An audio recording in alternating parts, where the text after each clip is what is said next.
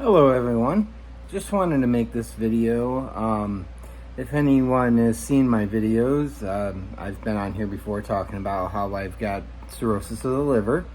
So I just wanted to give a little bit of an update, and also just wanted to talk about getting back into the groove of regular life, or trying to.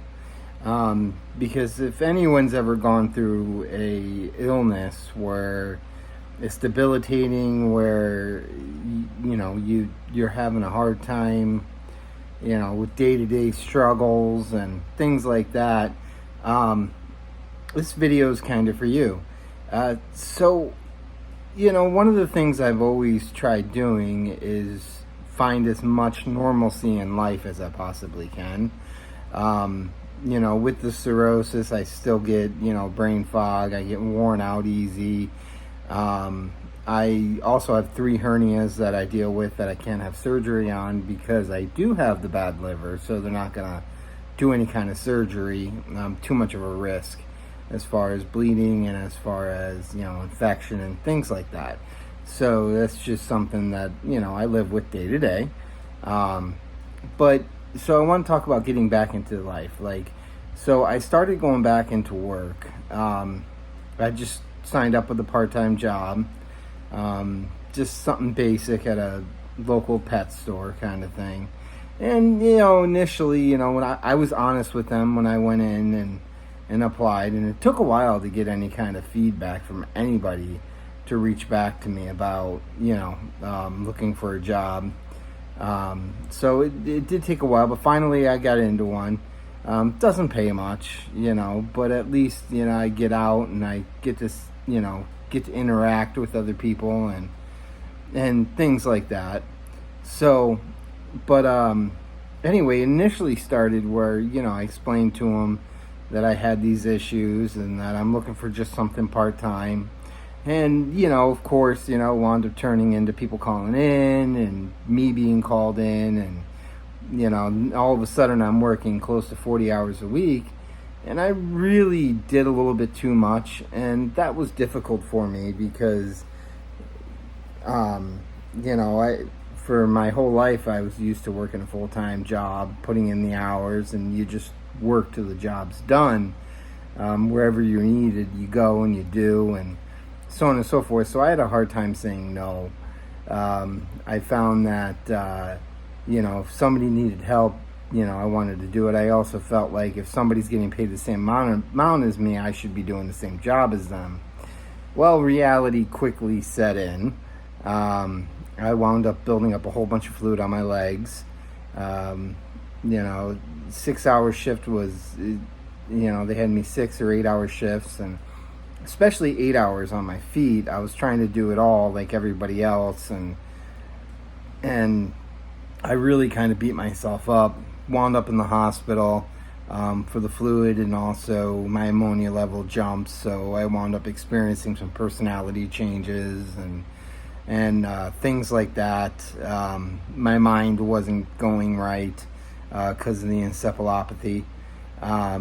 So I wound up in the hospital for a few days with that. Wound up going in back and forth to the ER. Had to go through all that situation. So it made me realize that just because I can't do what everybody else can do doesn't make me less of an employee or less of a person.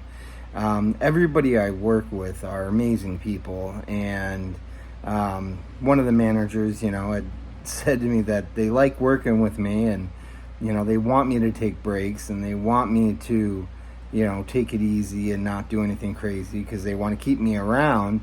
And that did feel good, but it doesn't change the fact that I still feel the way I feel about it. But I'm working on it, and I'm getting over it, and so reality really kind of set in a bit for me. Maybe something that I'm going through, doing pretty good, and totally forget there's anything wrong, and this was kind of a reality check that I'm not good, I'm not healed. I still have these issues, I still have to watch what I do. I still have to pace myself. I still have to take my time, and I can't do what everybody else can do. And I found that a lot of people are very acceptive of that. So I'm learning. And I'm going through this. Also, another thing you'll notice too, and this is on kind of a side note, but people have asked the question, how do you know when you should go in to be seen? How do you know, when you should go to the ER? The simple answer to that is whenever you feel like you're just not feeling right, that there's something wrong. Sometimes it's better to make sure everything's okay and being sent home and at least being cautious. I went in and got sent home and things happened again and continued, so I went back and the numbers had, doubled what they were before in my ammonia level anyway, dangerous levels. And, they transferred me to a bigger hospital immediately. And, so luckily my levels went back down to where they should be and things like that. Another thing I'm realizing, even in activities and things like that, there are limitations to what I'm able to do. And not just for myself, but I don't want to put anyone in a position where they have to deal with, me falling or me hurting myself or something like that. I would rather, be a little more cautious on those things. And when I say those things, I mean activities like maybe going through a theme park or going through a zoo or a museum or, things that you may have enjoyed doing previously. You might have to take your time. And a lot of those different things tend to have, things for people that are disabled and are, dealing with situations like this. Like I got myself a cane to help me in those processes, which really comes in handy, especially if I'm walking a lot and having to go uphill and things like that. It helps me with my balance. So, and that's a difficult thing too. I mean, being 43 years old and having a cane, but it's at least it helps keep me safe, I guess. But those day-to-day activities, I still want to do them, and I still want to push myself a bit to do them.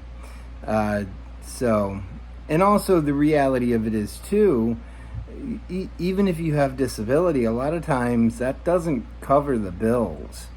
It may cover some of them, but it doesn't necessarily cover the bills. And, the reality is you need that work to be able to subsidize that income. And it does really suck because since I've gone back to work, I've noticed a slow but steady decline in my health, which I'm not happy about, but, it is what it is, I mean, you do what you got to do to survive and to live, and you continue, and you just keep going, you keep fighting, you keep living for the next day and until you don't have one. Another thing I've noticed too, this is a side note, for anybody who's gone into the ER with liver issues, a lot of the ER doctors don't know much about liver. They don't know much about what you're going through and what to look for and those situations. I have noticed that.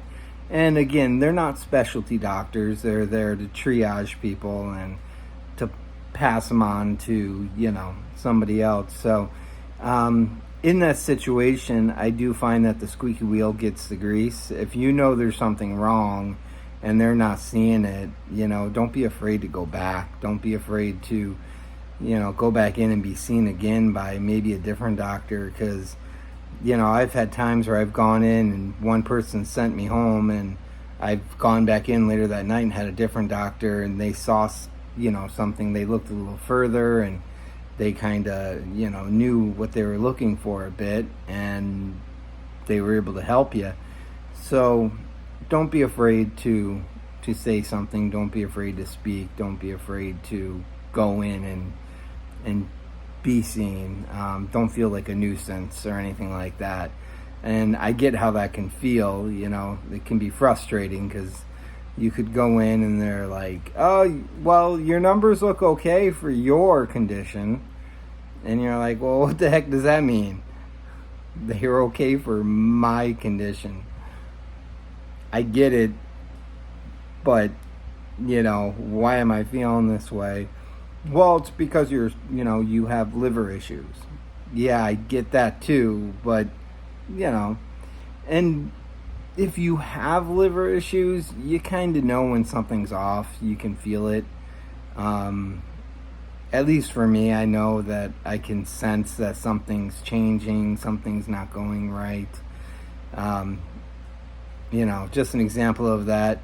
I know things aren't doing that great when they try to run an IV and all my veins keep popping, or they have to poke me 7 or 8 different times to be able to get one vein because the veins are collapsing.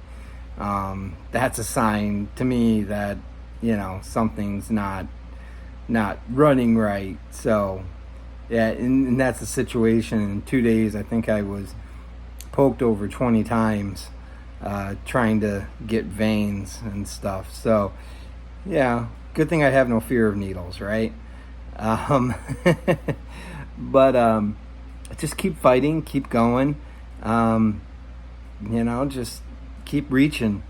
You're going to get there. I know I am eventually. I mean, one way or the other, something's going to happen, something's going to change. So I'm just going to keep on going and doing the best I can with what I got. And that's my suggestion to all of you.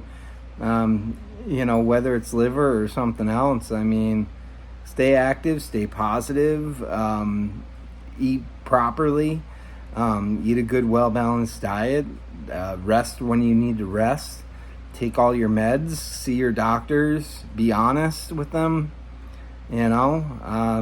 just keep up the good fight. That's all I can say. So, well, with that said, that's it for me today. Stay blessed, stay awesome, and I hope everybody has a wonderful day. All right, take care.